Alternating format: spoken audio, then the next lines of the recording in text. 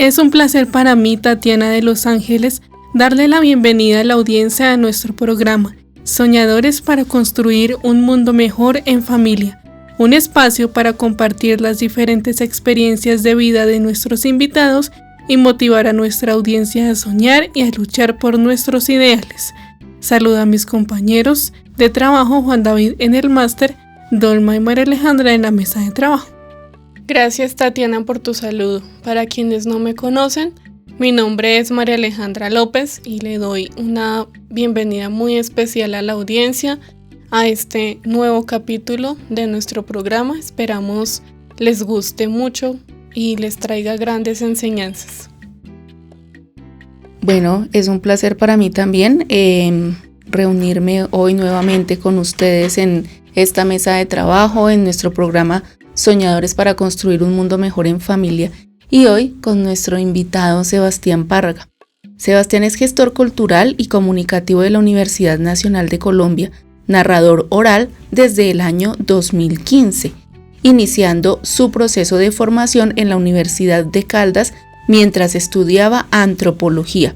Es co-creador del colectivo Los Cuca, Cuenteros de Caldas, creador y coordinador del Festival Intercolegial de Narración Oral de Manizales, ganador de las becas de creación de narración oral del municipio de Soacha en el año 2021, coordinador y creador del primer laboratorio de artes vivas de Soacha. Además de eso, en el año 2021, gracias a la ayuda del IDECUD, creó la primera escuela de formación de narración oral y cuentería 2021-2023 del departamento, donde actualmente es el formador y gestor cultural de la misma. Entonces, Sebas, pues primero saludarte, darte las gracias por estar acá, por aceptar esta invitación, y te invitamos a saludar a la audiencia. Hola, muy buenas tardes, espero se encuentren muy bien. Soy muy contento de esta invitación, yo las aprecio un montón, las quiero mucho, las admiro y por eso era como imposible decirles que no, además de que insisten. Y no, en serio, yo muy contento de poder estar aquí y compartir con ustedes, porque pues como decía un poco en la descripción, yo me dedico a contar historias, a contar cuentos. Es por lo que he hecho mi vida artística, es donde he hecho mi trabajo como gestor cultural y me encanta compartir la palabra. Entonces, qué lindo poder compartir con ustedes esta tarde palabras. Genial. Gracias, Sebastián, por estar acá, por haber aceptado este espacio y que no te hayas aburrido de tanta insistidera. Y bueno, comencemos. Cuéntanos cómo fue tu niñez. Mi niñez, siento que fue una niñez bonita. Vengo de una familia humilde. Sí, en la casa no hacía falta sino lo necesario. Entonces, en el aspecto económico fue duro. Uh-huh. ¿Sí? Yo siento, ¿por qué lo traigo a colación? Porque yo siento que esa falta de muchas cosas forjaron mucho la persona que soy hoy, ¿sí? No soy una persona materialista, o sea, obviamente el dinero es necesario, pero no es lo que es, no es el móvil de mi vida, ¿sí? El móvil de mi vida es contar cuentos, y desde pequeño siempre me gustó ser ese primo que reunía a los demás a contarles y tratar de asustarlos. Lo lograba con los más chiquitos, los más grandes no me comían cuento. Vamos a ver si hoy le comemos cuento. Pero no, sí, fui un niño que estudió, fui juicioso en el colegio. En los descansos era muy indisciplinado, peleaba, corría, gritaba, llegaba sucio a la casa y mi mamá decía: usted va a tocar comprarle 7 uniformes y no tenemos plata. Y tú seguías ensuciando. Sí, yo seguía ensuciándolos. Jugaba fútbol, o sea, también parte de mi niñez, y creo que cosa que me formó en lo que soy es que hice deporte, mucho deporte. Jugué fútbol casi que desde los 7, 8 años hasta mi vida universitaria, y el deporte también ayudó muchísimo en que me enfocara mucho en otras cosas, en volverme disciplinado en otras, y en ser feliz. Era feliz jugando fútbol, corriendo, empujando a mis compañeros, ensuciándome. Entonces sí, siento que tuve una bonita niñez y agradezco mucho a mis papás, a los dos, porque se esforzaron muchísimo pues para que yo pudiese ser la persona que hoy en día soy. Y bueno, muy interesante la historia, muy divertida. Pues una niñez, sí, muy libre, porque cuando el niño lo empiezan a presionar mucho, no juegue, no se ensucie, no empuje, no pelee, pues son etapas que no le dejan a uno quemar bien. Y después las personas crecen con esos vacíos y después cuando ya son jóvenes o adultos mayores, se les está viendo reflejado esa frustración, ese trauma que les causaron sus padres en la niñez. Entonces qué bueno que a ti, en medio de los regaños de tu mamá y todo, te hayan dejado ser un niño pues tan libre y tan espontáneo. Y cuéntanos ahora cómo está conformada tu familia. En mi familia, el núcleo familiar, que son como las personas que amo en esta vida, está formado por principalmente las dos mujeres que son muy tesas, que una es mi mamá Liliana Ardila, y la otra mujer es mi hermana Carol Párraga, que es menor que yo. Carol, te amo. Son las dos mujeres que amo, o sea, son dos seres humanos que pienso en ellos y realmente aflora como todo lo bonito en esta vida, porque me han enseñado mucho, me han estado acompañando, me han educado demasiado en muchos aspectos de mi vida, los cuales sin ellas no hubiese podido aprender muchas cosas. También está mi papá, que de mi papá he aprendido mucho esa firmeza y la constancia en la vida. Mi papá no quería que fuera cuentero, lo odiaba. Pero yo dije, usted me enseñó a ser constante. Es su culpa. Claro. Así que voy a ser cuentero. ¿Y ahora qué dice tu papá? No, ahora le gusta muchísimo. Siempre me pregunta, ¿cuándo va a contar? Me invita, ¿cómo le ha ido? Y más que todo porque pasó algo muy chistoso. Es que mi papá dice, es que usted piensa vivir de esto y vivo de esto. Ajá. Me da la comida, me da el alimento, me da la paz espiritual, la felicidad. Contar historias fue como haberme ganado la lotería, ¿sí? Y lo invitas a almorzar y entonces... Sí, no, mi papá invitar a almorzar. Ahorita pues afortunadamente los tres hijos de mis papás tenemos trabajo y pues nunca hemos tenido nada. Entonces ahora estamos pagando una casa entre los tres. ¡Ay, qué pues los dos son abogados. Mi hermana y mi hermano mayor son abogados, entonces yo le dije 2 de 3 le salieron bien, papi. No sé qué. Uno es gestor cultural, porque mi profesión es gestor cultural de la Universidad Nacional, y cuentero, que es como a lo que me dedico. Es bonito. ¿Es tu pasión? Sí, no, y es bonito porque como que estudié algo que encaja perfectamente en lo que quiero hacer en mi vida, ¿sí? Entonces ese ejercicio de voy a contar cuentos, soy de una u otra forma mi propio jefe, el que hace mi dossier, el que hace mis propuestas, el que las envía, el que las presenta, salen estímulos para narración oral, soy el que yo mismo me encargo de escribirlos, de formularlos, de presentarlos, gane o pierda, ¿sí? Entonces sí, es como que todo ha casado de una forma bonita y por eso pues yo a mi papá le agradezco muchísimo eso que él me dio de las cosas se hacen, ¿sí? Y si a usted le gusta algo y quiere meterse en algo, de cabeza, con toda. Y mi papá es una persona que no estudió, pero es muy inteligente. Mi papá creo que hizo hasta primero de primaria y se fue de la casa. Esas historias de los jóvenes de antes. Hoy en día el chico se va primero de primaria y se le da de todo. Sí, claro. Cambio no, mi papá fue así, no estudió, pero pues ha hecho de todo. Y eso le aprendí a mi papá. Y está mi hermano mayor, que es como, fue muchos años mi ejemplo a seguir. El hermano mayor, quiero ser como él, es un teso, él. Y en un momento me di cuenta de que no quería ser él, sino que quería ser yo. y seguí siendo yo con muchas cosas de él. ¿sí? Entonces a él le heredé la música. Me gusta el metal, me gusta el rock.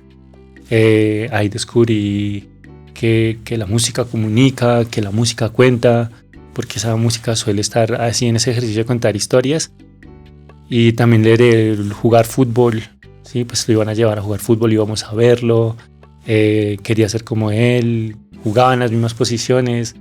Y hoy en día no soy malo jugando. Ah, Sí. bueno. Y sí, ellos, Sirvió seguir el ejemplo. sí, sirvió. Ellos son como mi ejemplo y porque cómo influyen en mí. Y las perritas, tenemos 3 perritas, que son lo más lindo de la casa. Sí, ahora se convierten en Parte de la parte familia. de la familia. Sí. ¿Y tu familia extendida qué tal acepta o no esa profesión que tú escogiste? Porque es una profesión que es debatible, así como los que escogen ser músicos y algunos, uy, qué chévere, y otros, ¿cómo se le ocurre a usted? Ser músico. Eso es del diablo. O ser cuentero. Sí, no. Algo que pasa muy gracioso es que de una u otra forma hacer música o hacer teatro es una carrera profesional en Colombia. Ujú. Tú tienes que entrar a una universidad, pasar unos exámenes, pasar unos semestres, hacer una tesis, un trabajo de grado y te dan tu diploma de toma tu diploma, eres un músico, ¿sí? Toma tu diploma, eres teatrero, pero eso no pasa con la cuentería. Ah, carambas. No hay una universidad, no hay nada que te diga cómo toma tu diploma, probaste todos los... Si no es algo que tú aprendes y algo que haces desde... Yo siento que es del amor.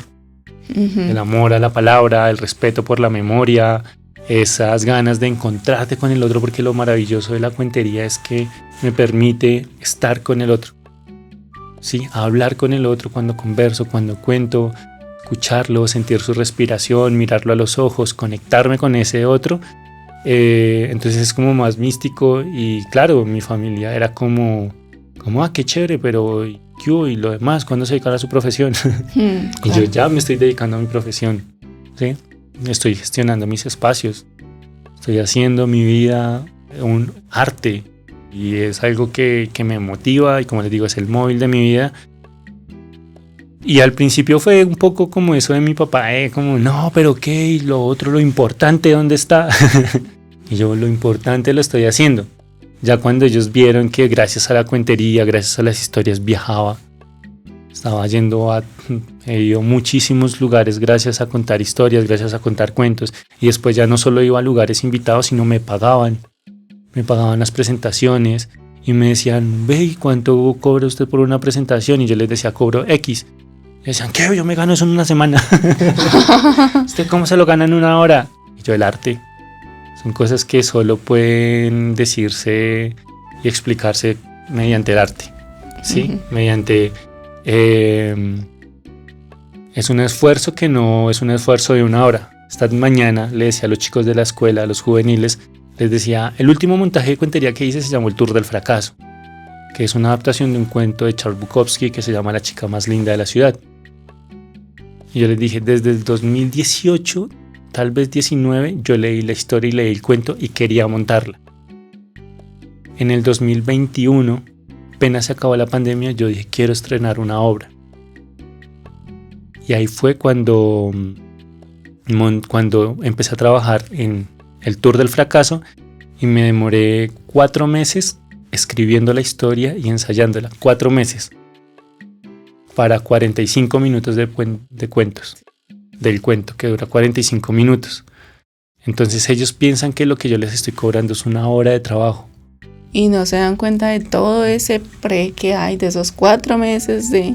que hay tras ese Ujú. montaje, ¿sí? Y solo es ese porque tengo varios más. Entonces es como, no, están entendiendo mal el concepto, pero sí, yo cobro tanto por esa hora. Claro, sí. Y cuando vieron que me funcionaba, como que la familia le tiene mucho miedo al fracaso. Ujú. O sea, la familia piensa que si uno elige un camino y en ese camino uno va directo a fracasar, hay que pararlo y hay que decirle que cambie de rumbo, que se encamine por la hacienda del Señor. ¿Sí? Pero cuando es que tomaste un camino, por más que ellos hayan hecho oposición, pero se dan cuenta de que ese camino está rindiendo sus frutos, se calman y aceptan. Ujú. Y eso pasó. Eso pasó hoy en día, pues como les digo, soy formador en la Casa de la Cultura, en la Escuela de Narración Oral, que fue una escuela que yo llevé al municipio, que no hay, estoy seguro de que no hay otra a nivel Colombia, con esas características, que funcione de la misma manera, que sea una entidad pública, que esté dando el recurso para que se lleve a cabo. Sé que hay una privada, pero pública sí, una escuela de narración oral, estoy segurísimo que es la primera a nivel Colombia y está dando sus frutos. Y pues es lo que paga las cuentas, que me da para dormir, es lo que me da mi tranquilidad, y ellos se sienten tranquilos de ver que lo que estoy haciendo no está mal. Qué bien. Bueno, Sebastián, muy bonito todo lo que nos cuentas. Me gustaría que nos hablaras un poco de a qué edad empiezas a pensar en qué voy a hacer, o simplemente la cuentería te fue llevando. ¿Cómo fue eso? Pues yo siempre pensé que iba a terminar jugando fútbol, que me iba a dedicar a jugar fútbol. Sí, o sea, siempre estaba en los equipos y los entrenadores decían que jugaba bien. Sí, que lo hacía bien, que tenía futuro, que si era disciplinado, que tenía talla, que tenía las condiciones. Y en todo el colegio pensé que iba a terminar siendo futbolista. Hubo un momento en el cual yo ya estaba en 11 y en 11 me lo planteé, me pregunté y por cosas de la vida me lesioné. Sí, tuve una lesión en la rodilla, estaba haciendo pruebas para jugar con la selección Bogotá, ya estaba a punto de entrar en los seleccionados y me lesioné, entonces me sacaron. Me dijeron, no podemos tener un lesionado. O sea, eran 350 para escoger a 21 chicos. Ujú. Entonces Descartado. ellos decían, sí, juega bien, puede hacerlo bien, puede cumplir, pero pues allá hay como 300 chinos más que están bien. Sí, claro. Claro. Y la vida es dura.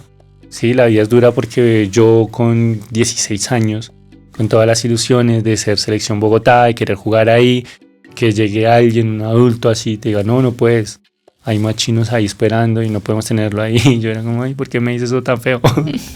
No entendía, estaba terminando el colegio y dije, no, voy a estudiar.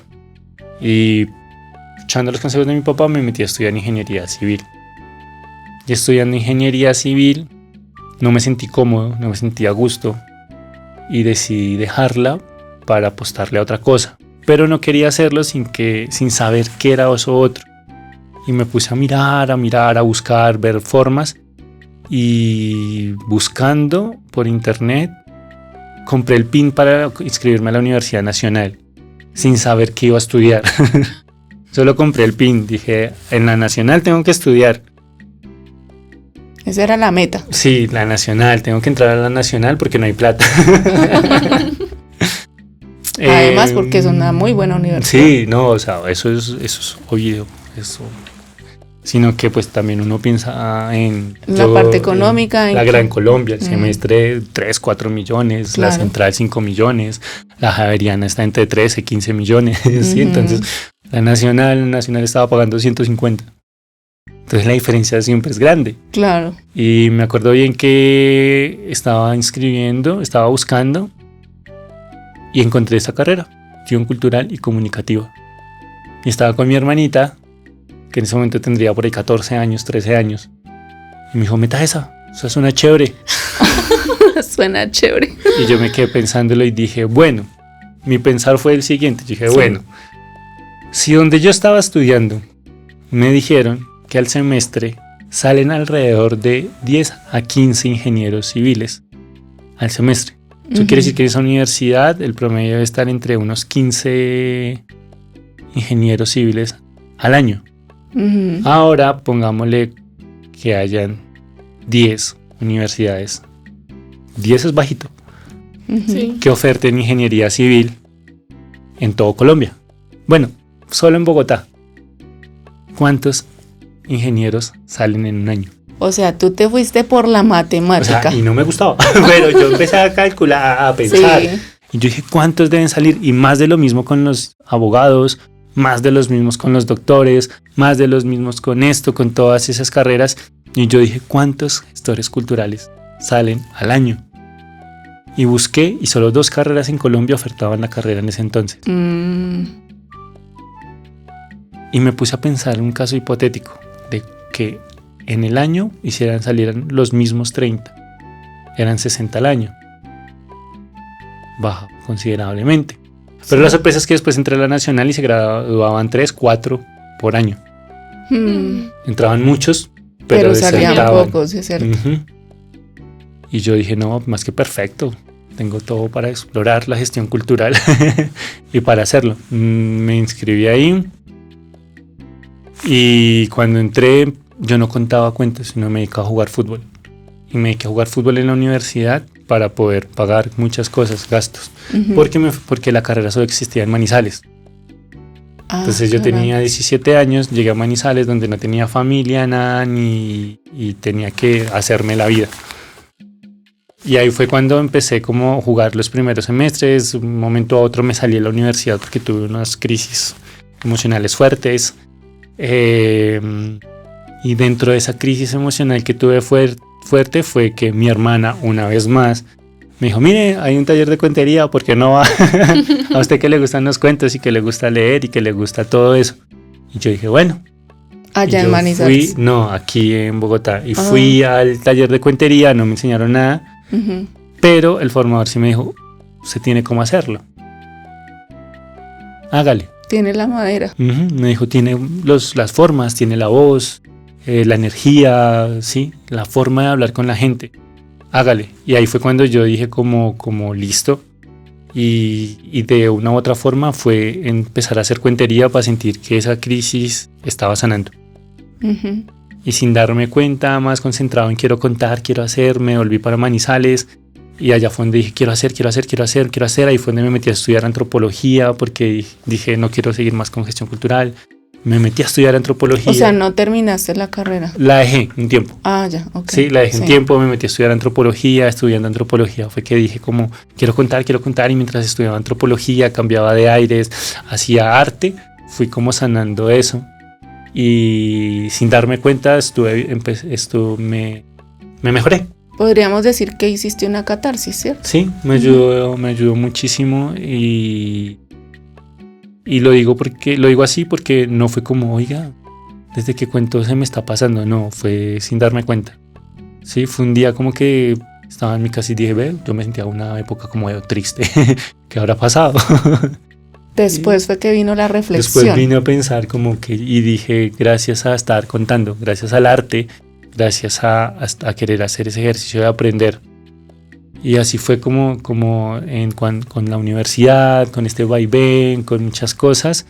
Pasó el tiempo y ya contando cuentos me di cuenta de que necesitaba la gestión cultural para poder completar un poco eso que quería hacer con mi vida. Y fue como que lo pensé, pero ahora viendo los frutos es como que tomé la decisión que era. Correcto.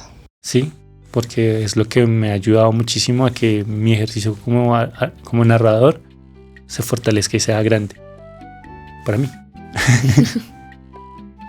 Bueno, y para contar cuentos, pues se necesita igual tener unos conocimientos de expresividad, oralidad, unas técnicas para no cansar la voz.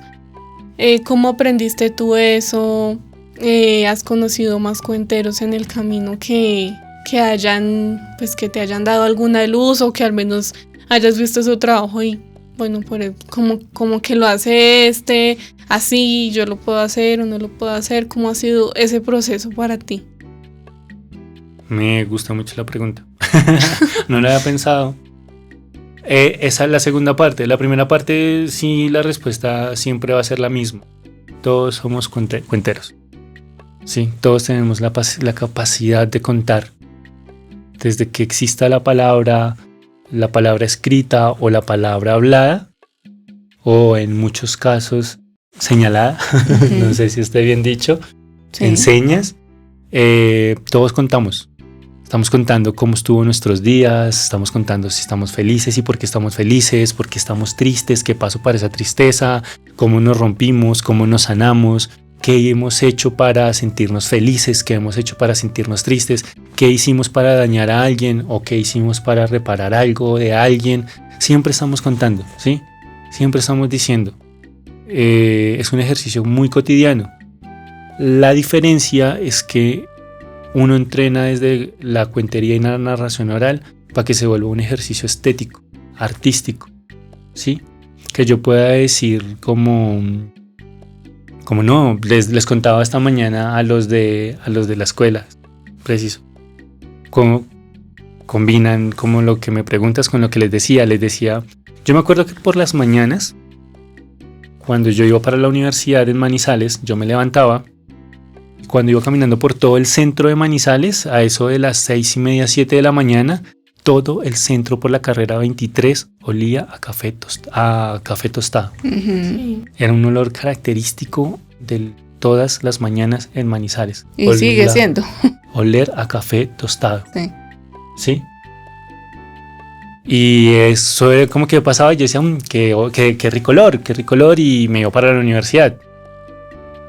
Eso es un ejercicio en el cual yo les cuento a ustedes desde la anécdota. Uh-huh.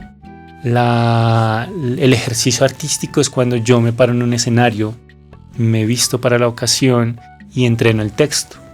Y en el texto hay un montón de situaciones que ya no solo hacen que ustedes escuchen la historia, sino que la imaginen.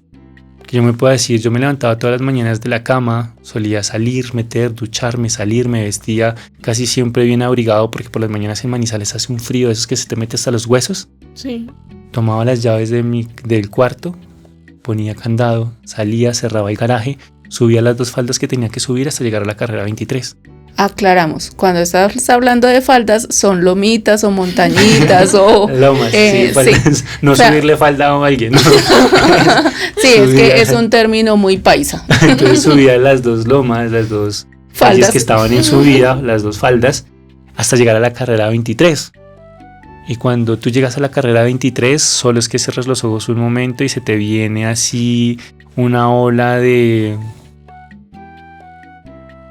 aire que entra por tu nariz, hace que se te haga agua a la boca y empieces a imaginarte una taza de café, el café más delicioso que te has tomado en tu vida ahí calientico frente a tus ojos. Podría ser como Juan Cafetero. ¿Sí? Entonces vas a escuchar la siguiente canción. Ok, vale, vamos a escuchar la siguiente canción. Con el patrocinio de... Con el patrocinio tuyo. Con el patrocinio de Manizales. Viene anunciando el sol, el día llegó y asoma su clara cara triunfal.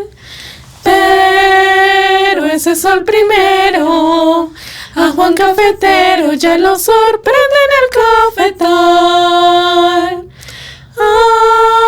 Antes que asoma el día, en la compañía de su machete y de su costal, Juan Cafetero sale por el camino sembrando danzas y torbellinos y algún bambuco medio tristón. Lo sigue un perro flaco pero contento que va batiendo su cola al viento y al que le canta Juan su canción. Por eso, Señor, cuando un tinto toma, a su boca asoma una sensación de calor y fe. Se bebe un país y un poco de historia que sabe la gloria cuando se está tomando un café. Por eso, Señor, cuando un tinto toma, a su boca asoma una sensación de calor y fe. Se bebe un país y un poco de historia que sabe la gloria cuando se está tomando un café. Juan, cafetero Juan, sigue sin camisa con su sonrisa en el cafetal. De botas de coral, allá entre las hojas de perlas rojas yendo al costal. Bajo el de sol. Desde el mediodía llega María llena de amor. En su puerta comidas el universo, María tinto, María almuerzo, María humo, María olor. Ella espera las tardes cuando en sus manos habilidosa pela los granos, después los pone a secar al sol. Por eso, Señor, cuando un tinto toma a su boca asoma una sensación de calor y fe. Se bebe un país y un poco de historia que saben a gloria cuando se está tomando un café. Por eso, Señor, cuando un tinto toma a su boca asoma una sensación de calor y fe. Se bebe un país y un poco de historia que saben a gloria cuando se está tomando un café.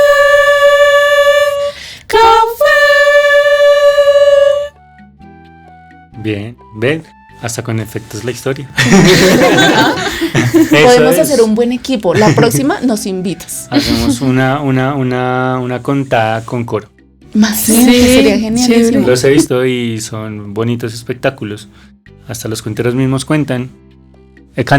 Ujú. Entonces sí, es una propuesta interesante y bonita, y de eso se trata, ¿sí?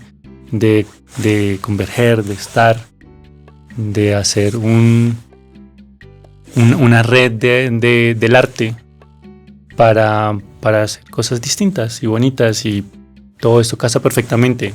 Las Esa es la felicito. idea, ¿no? Qué lindo cantaron. Bueno, tú algún día me contaste un cuento y me gustaría que nos lo contaras acá. Habla algo de una bruja. Nos lo contó todas y nos dejó en un suspenso que esperemos que hoy se acabe. El cuento demora lo que deba demorar dependiendo de las necesidades. Yo comencé a contar cuentos gracias a la bruja más bruja que hay en mi casa, o que había en mi casa, que era mi abuela. ¿Sí? Mi abuela era una mujer maravillosa y demasiado rara. Me acuerdo muy bien que una mañana mi abuela, yo estaba en vacaciones y mi abuela, pues estábamos en vacaciones, no, era un sábado, y todos se habían ido y me habían dejado con mi abuela. Mi abuela, cuando sintió que yo me había despertado, me llamó como Sebastián, Sebastián, desde la parte de abajo, desde el primer piso, y pues yo me hice el bush, que no quería, porque cuando me llamaba con ese afán, yo sabía que era para que fuera a hacer un mandado. Y a uno no le gusta hacer mandados. Entonces yo era como no escucho, soy de palo, tengo orejas de pescado. No la escucho, soy de palo, tengo orejas de pescado. Pero mi abuela insistió hasta que entró por la puerta y dije, ¿es que usted no me escucha o qué? Y yo, abuelita, perdóneme, no la escuché. Ahí me he dado cuenta que había fallado el plan de fingir demencia. Y me dijo, necesito que me haga un favor y vaya a la tienda y me traiga 2,000 pesos de pan. Y yo, 2,000 pesos de pan. Bajé las escaleras, abrí la puerta, la cerré, crucé la calle al otro lado, obviamente mirando hacia los dos lados, pues porque uno no sabe que de pronto venga un carro y lo atropella a uno y uno queda ahí atropellado. Entonces yo crucé la calle, y cuando crucé la calle fui hasta la panadería del viejo Javier, y le dije, bueno, don Javier, ¿será que usted me puede hacer un favor y me vende 2,000 pesos de pan? Y el que recibió el billete, y en ese entonces 2,000 pesos de pan era mucho pan. Hoy 2,000 pesos de pan es un pan. Sí. 2,000 pesos de pan eran 22 panes. Era a 100 pesos el pan. Y le daban a uno ñapa cada 1,000 pesos. O sea que te dieron 2 ñapas. Sí. 24 panes. Y la segunda ñapa era una pera. No, eso era delicioso. Yo creo que por eso siempre comprábamos 2,000 pesos de pan por la pera. Sabiendo que podíamos comprarla porque también costaba 100 pesos. En fin, el caso es que cuando yo le entregué los 2,000 pesos al viejo Javier, él cogió y abrió su bolsa, sacó sus pinzas y empezó a echar el pan súper lento. Y el señor echaba el pan lento. muy despacio. Y yo era así parado, mirándolo a los ojos, buscándole los ojos, porque yo sé que si lo miraba a los ojos, eso es como, muévale. Y yo quería acosarlo.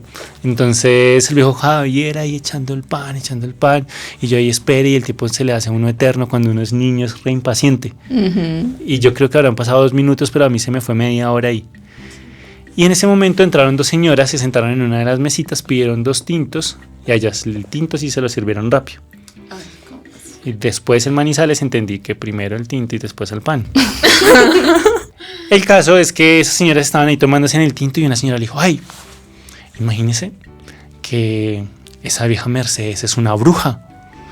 Y yo dije, ay, la vieja Mercedes es mi abuela. Y yo no les había dicho, pero en ese entonces yo tenía 9 años.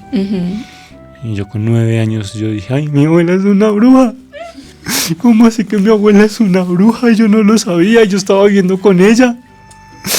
Pero ella no parece una bruja, no tiene arrugas, no tiene verrugas, no huele a guardado. No tiene nariz larga. No tiene la nariz larga, ella camina bien, se viste con flores de faldas, mi abuela es muy bonita, ¿cómo así que es una bruja? Y la otra le dijo, sí, pero no es una bruja, es una re bruja. Y yo, no solo es una bruja, es re bruja. Y el señor ahí sí me entregó el pan, yo cogí la bolsa de pan, me di media vuelta y me fui temblando para la casa como mi abuela es una bruja y ahora yo qué hago. ¿Será que me escapó como hizo mi papá? Y dije, no, porque esta es otra generación, me muero. Entonces crucé, golpeé la puerta, mi abuela abrió y mi abuela apenas abrió, me abrió así con una sonrisa como, ¿y usted por qué tanta demora? Y yo decía, no, esa sonrisa tan linda no es de una bruja, pero esas palabras sí. A ver, entré rápido porque se le va a enfriar el desayuno. Y yo entré así tratando de esquivar para no tocar a mi abuela. Y cuando yo entré, salí corriendo como alma que lleva el diablo, diría mi mamá, me subí al cuarto y me encerré y empecé a pensar cómo hacer para enfrentar a la bruja.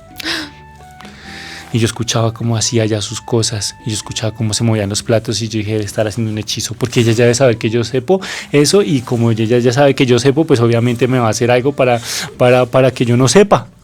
Entonces yo estaba ahí todo nervioso cuando me llamó para desayunar, Sebastián, a desayunar. Yo como bajé, dije, no, hay que asumir las cosas con madurez. Me senté y me puse a mirar a mi abuela cómo preparaba otras cosas. Partí un pedacito de pan, lo metí en el chocolate y cuando le pegué el mordisco, ese chocolate sabía tan delicioso que yo dije, mi abuela debe ser severa bruja. Esto está encantador, esto está delicioso. Saqué, partí los huevos, me comí un pedazo de huevo y dije, ¡mua! Mi abuela, ¿cómo puede ser una bruja y cocinar tan delicioso? Si es que las brujas cocinan ¿con qué? Con ojos hechizo de rana, con patas, con zancas de rana, con cola de rata, con telarañas, sí, yo dije, ¿cómo puede cocinar mi abuela algo tan delicioso con todo eso? Pero entonces yo me quedé mirando a mi abuela llegó, puso su desayuno frente a mí y empezó a comer. Y yo la miraba y yo siempre he tenido algo que me parece bueno y malo, y es que cuando tengo una idea en la cabeza, la idea empieza a dar vueltas, desesperadamente buscando cómo salir por mi boca. Y yo miraba a mi abuela y algo en mí me decía, no le diga nada porque puede ser perjudicial para su salud. Uno no puede confiar en las brujas, por más que sean la abuela de uno. Y después de un momento, yo no aguanté más y le dije, abuela, unas señoras en la panadería del viejo Javier dijeron que usted era una bruja. Abuela, ¿qué? ¿Qué me dijeron? Yo soy una bruja. Mi abuela, hable bien, que para eso le pagamos estudio. ¿Que usted era una bruja? Y mi abuela me miró y ustedes no saben la cara que puso mi abuela. Pues imagínense, le había dicho que era una bruja. Mi abuela sonrió. Y cuando mi abuela sonrió, yo dije, esa no es la actitud de una bruja enojada. Pero me da más miedo esa sonrisa, abuela. Abuela, dígame la verdad, ¿usted es una bruja o no es una bruja? Y en esa sonrisa de mi abuela y en esa seguridad de mi abuela, ella abrió sus ojos, me agarró los cacheticos y me dijo, ay, ustedes los niños son todos tiernos. Pues claro que soy una bruja. Y yo, ay, Virgen Santísima. O sea que si es verdad lo que dicen en la calle las malas lenguas. Usted es una bruja, abuelita, en serio es una bruja. ¿Y cómo que no me digo antes? ¿Cómo así que...? Y empecé a llorar y mi abuela me volvió a coger los cachetes. Ay, ustedes, los niños sí son como todos afanados, ¿no? Cálmate, yo te cuento. Yo soy una bruja, pero no soy de esas brujas que tú ves todas las mañanas los sábados por televisión, no. Esos no son las verdaderas brujas. Las verdaderas brujas somos las mujeres místicas. Y yo, ¿qué mastican? Me dijo, no, místicas, que llevamos magia. O dime cuántas veces no has tenido dolor de estómago y en vez de yo sacar y comprarte una pasta de esas medicadas, yo te hago una agüita de hierbitas con las hierbas que yo cosecho, que yo cultivo, y te doy tu agüita de hierbitas y se te pasa el dolor de pancita, ¿no?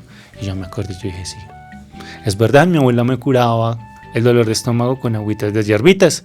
O dime cuántas veces tú no llegas triste de estudiar, con el ánimo caído, con los ojos apagados, con la tristeza hacia abajo, con la sonrisa hacia abajo, y yo te doy un abrazo y todos esos pesares se van.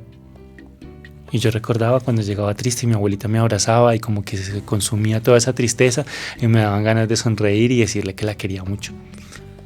O dime cuántas veces no preparo yo la comida que tanto te gusta. Todo eso es magia. Y esa es la magia que yo hago. Y por eso soy una bruja. Yo me quedé mirando a mi abuelita y me di cuenta que tenía mucha razón. Pero pues siendo un niño, lo único que se me ocurrió fue desafiarla. Abuelita, hago un hechizo de magia. Pero no me convierta en un sapo. Yo no quiero ser un sapo. A mí no me gusta el ejercicio y eso de andar saltando es como maluco. Y mi abuelita me miró, sonrió y me dijo, ¿quieres que haga un hechizo? Y yo, sí, abuelita. Pero no me convierta en una araña. Porque no me gustan las telarañas. Además, las alturas me dan miedo. Y comer zancudos. ¿Saben dónde andan los zancudos? En fin. Y mi abuelita me dijo, hagamos un trato. Yo te voy a mostrar un truco de magia, pero tú vas a hacer las tareas de lunes.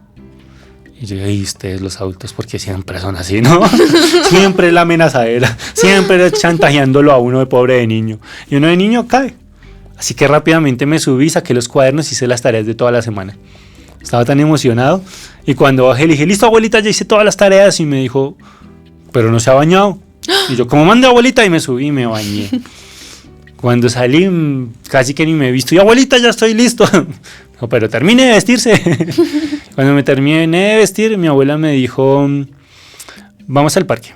Y en el parque, yo te muestro cómo hacer un hechizo. Yo cogí a mi abuelita de la mano, salimos de la casa, cruzamos la calle y andamos hacia el Parque de Soacha. Un parque.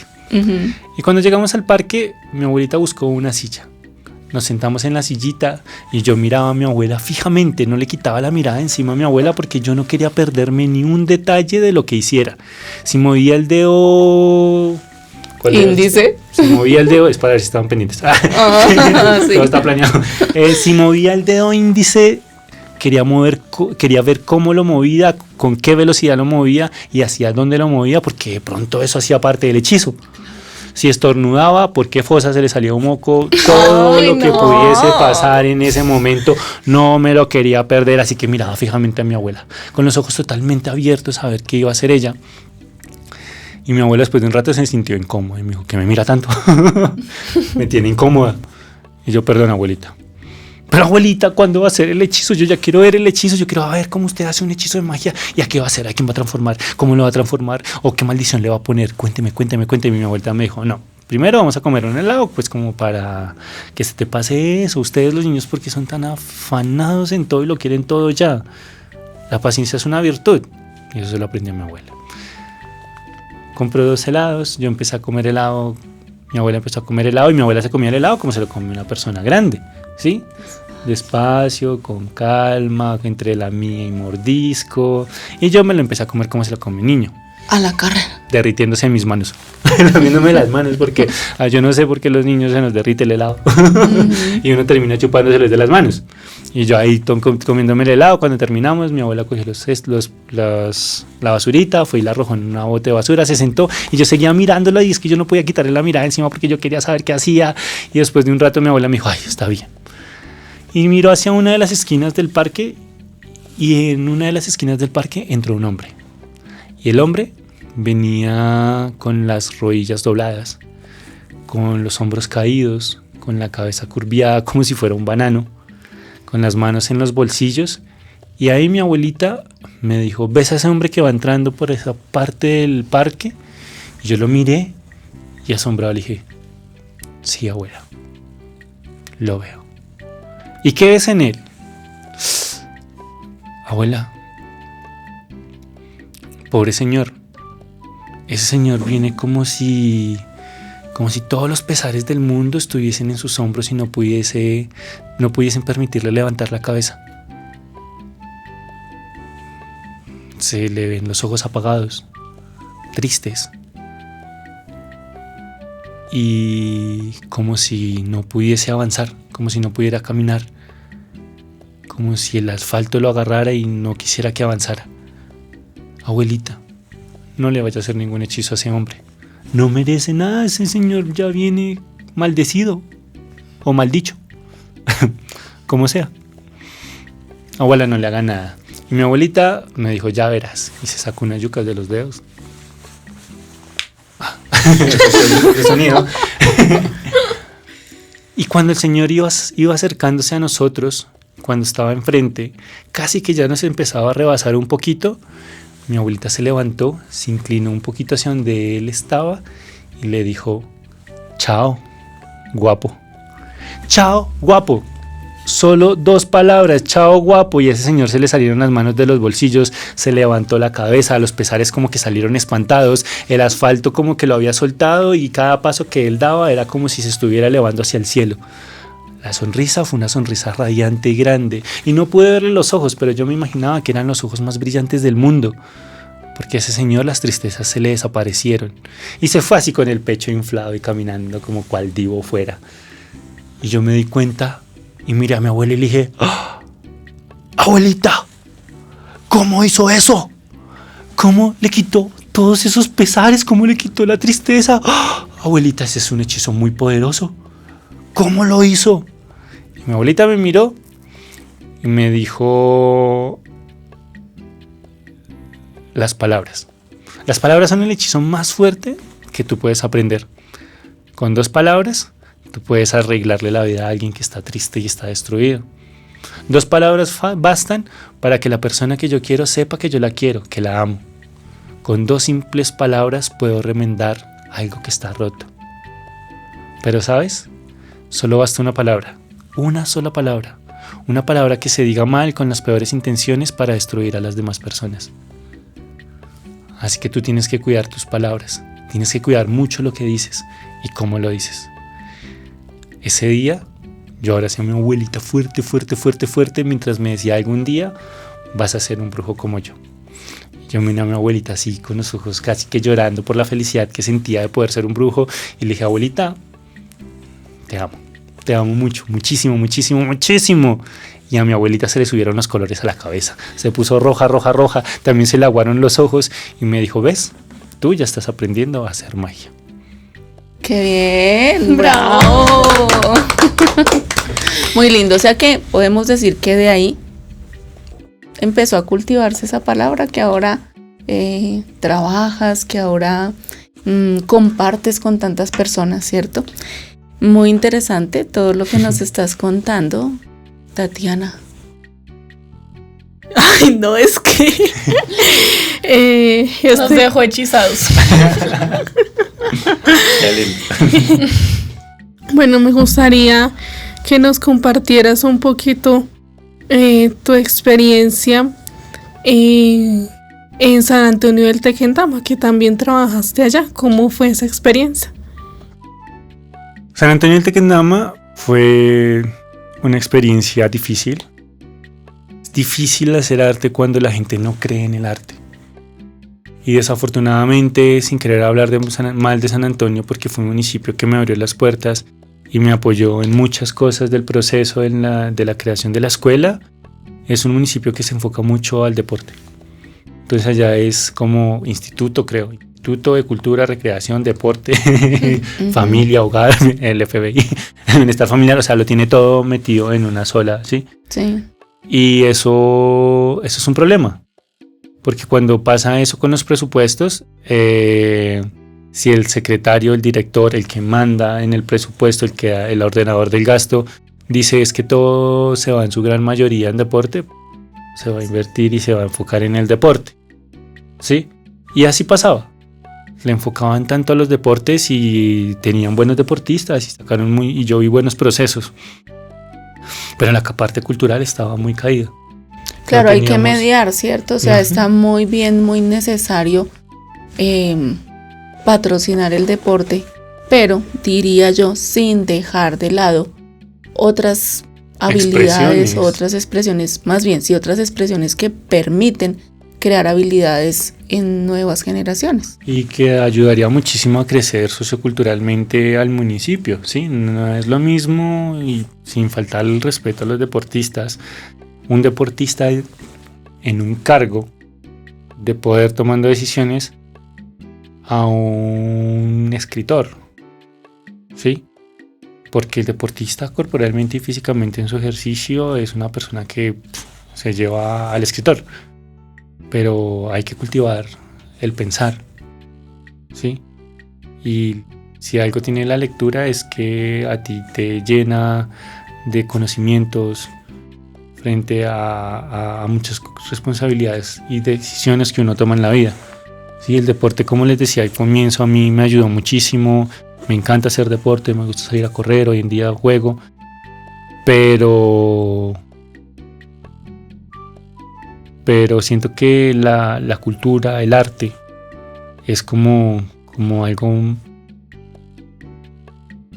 Queremos crear cambios en las sociedades, ¿sí? Y pues eso se ve cuando alguien que no sabe tomar decisiones está en un cargo de poder, ¿sí? Cuando alguien que ha estudiado y se ha formado y... A San Antonio me pasó un poco eso, realmente eso fue lo que me puso un poco triste. Me mandaron a un colegio, en el colegio era un colegio de bachillerato, y los profesores iban y me dejaban grupos de 35 estudiantes y se iban, y controlar 35 estudiantes era horrible. Y esa fue como la parte fuerte y no bonita de la experiencia, pero tenía otro grupo.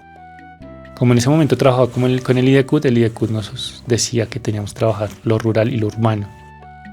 Y dentro de lo rural iba una escuelita, que era una escuelita de primaria.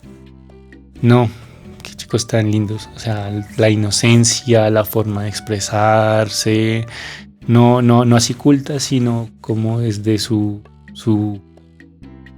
cultura campesina. Era tan linda sentarnos a escribir, leerles cuentos, contarles historias, ver cómo contaban ellos. Y al final de ese proceso salieron unas historias campesinas que ellos contaban de lo que vieron o les contaron sus papás. Entonces era un niño diciendo que una vez no tenían para comer y que su papá fue y se robó una gallina y que la gallina empezó a poner huevos y un día se le perdieron los huevos y encontraron huevos de serpiente y fueron a comerse los huevos de serpiente y cosas así, o cómo querían un cerdito y cómo se llamaba el cerdito y que el cerdito hacía estragos pero que se pasaban del vecino, y entonces empezaron a construir historias a partir de lo que ellos vivían y conocían del campo.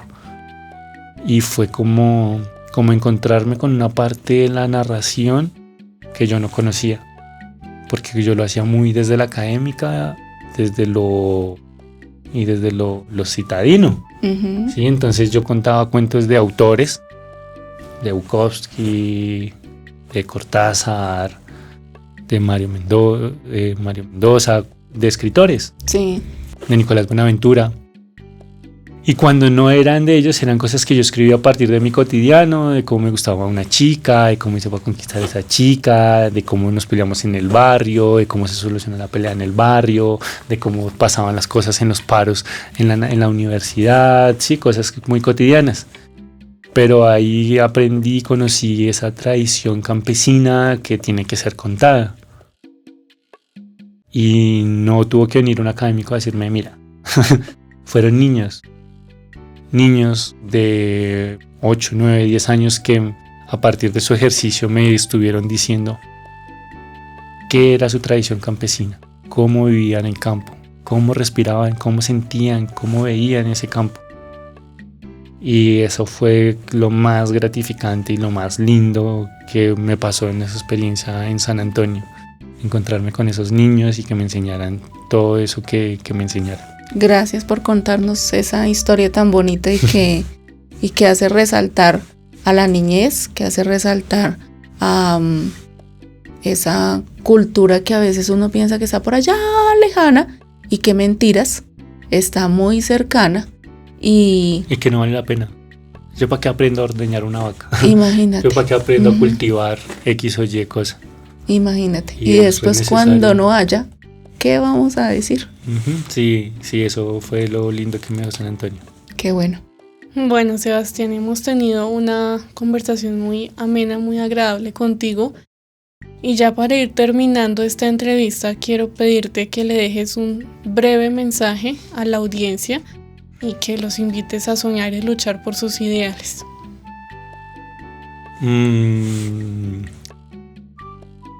Les diría lo que les digo a los chicos y las chicas de la escuela. No le tengan miedo a hacer lo que quieren ser en la vida. No piensen que si ustedes van a triunfar es porque tienen que ser abogados, médicos, ingenieros, que lo pueden hacer desde ahí.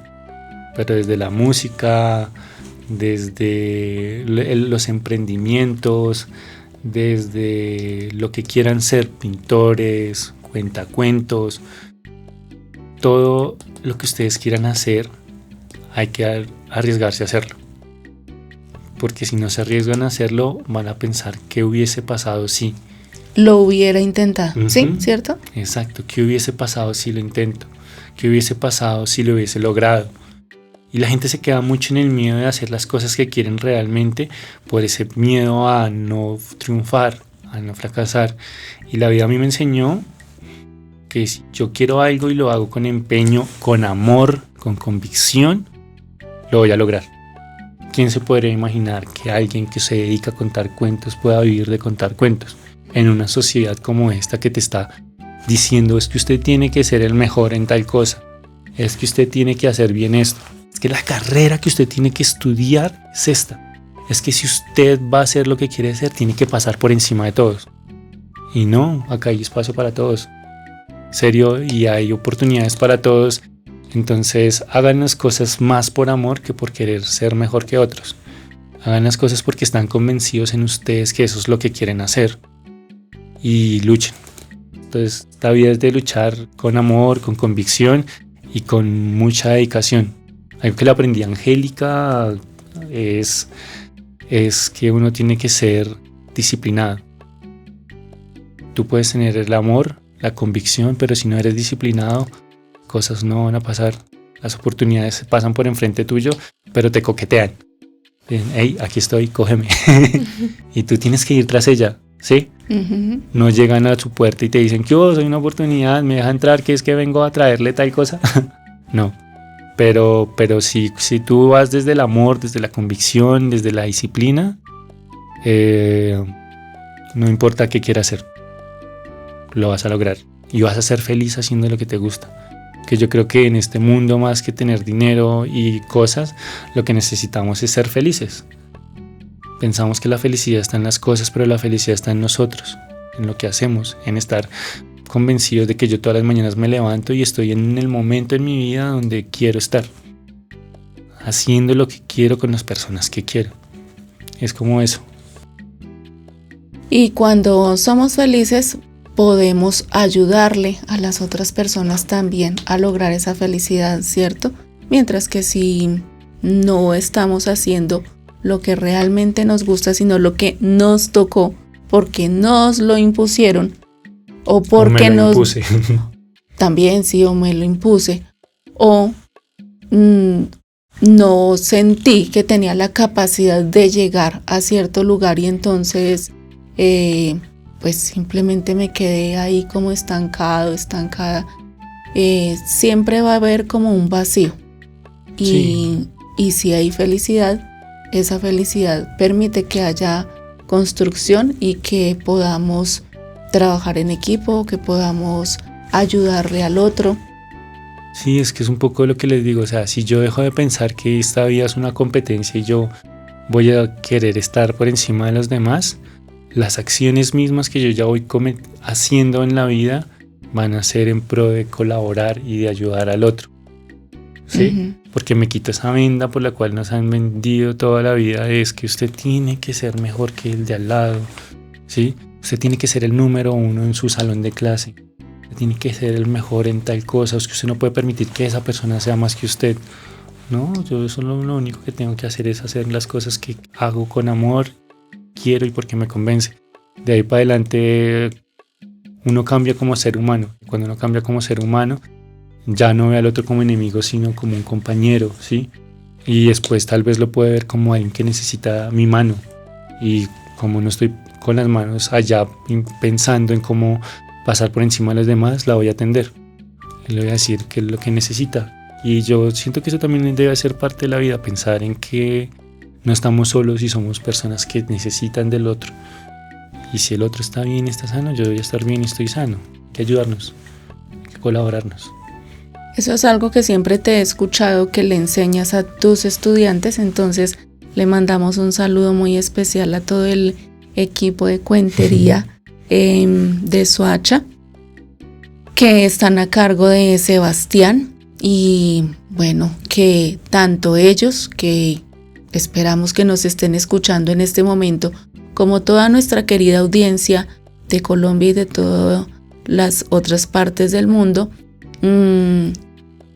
reciban este mensaje de compartir, de no querer siempre ser el primero, sino más bien el que estoy al lado para apoyar. Es lo que te he escuchado a ti que le dices mucho a tus estudiantes y es una invitación que quiero resaltar acá en este momento ya para finalizar nuestro programa.